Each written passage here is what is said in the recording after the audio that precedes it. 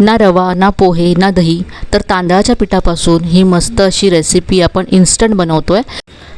इथे मी एक नॉनस्टिक कढई घेतली आहे, यामध्ये 1 कप तांदळाचं पीठ घेतलं आणि 1.5 कप यामध्ये मी पाणी घातलं आहे। वाटीने मोजत असाल तर 1 वाटी तांदळाच्या पिठासाठी 1.5 वाटी पाणी घ्यायचं आहे। हे सगळं मिक्स करायचं आहे, सगळ्या गुठळ्या याच्यातल्या काढून स्मूथ असं हे पीठ तयार करायचं आहे।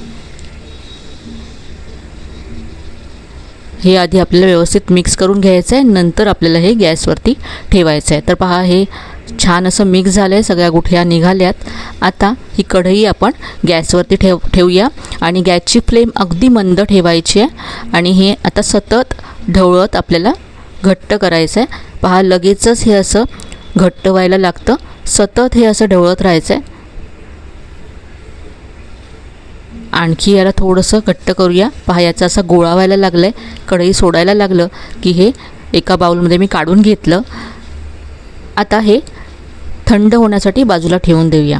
तर हे पहा मी असं बाजूला ठेवलं होतं, पूर्ण थंड झालं आहे। हाताला तेल लावायचं आहे आणि एकदा हे मिक्स करायचं आहे। यामध्ये आता पुढचं साहित्य घालूया। तर इथे मी बारीक चिरलेला कांदा घातला, हिरवी मिरची घातली।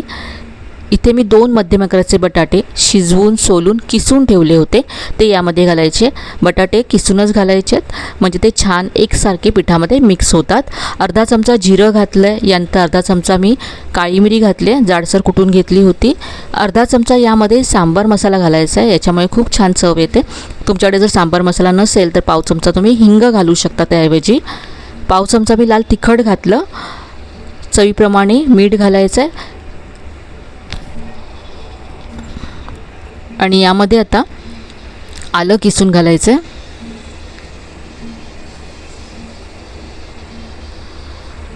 बारीक चिरलेली कोथिंबीर घातली, सगळं मिक्स करायचं आहे। मिक्स करण्याआधी हाताला तेल लावून घ्या, म्हणजे पीठ हाताला चिकटणार नाही।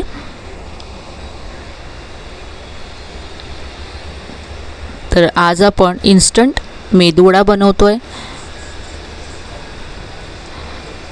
अगदी झटपट तयार होतात।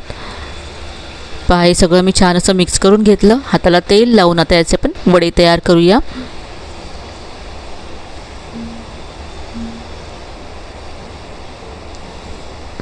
याला असा मेदूवड्याचा शेप द्यायचा आहे।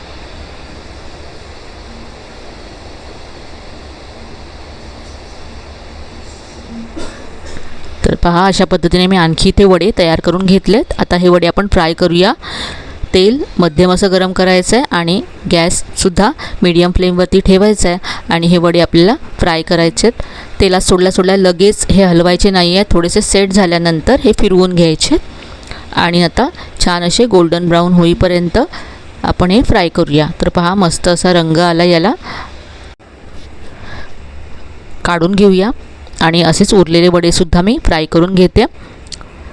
आता याबरोबर खाण्यासाठी आपण चटणी तयार करूया। मिक्सरचं भांडं घेतलं, यामध्ये अर्धी वाटी ओलं खोबरं घातलं, 1 चमचा चणे घातले, थोडंसं आलं घातलं, थोडीशी चिंच घातली आणि इथे मी 2 हिरव्या मिरच्या घातल्यात।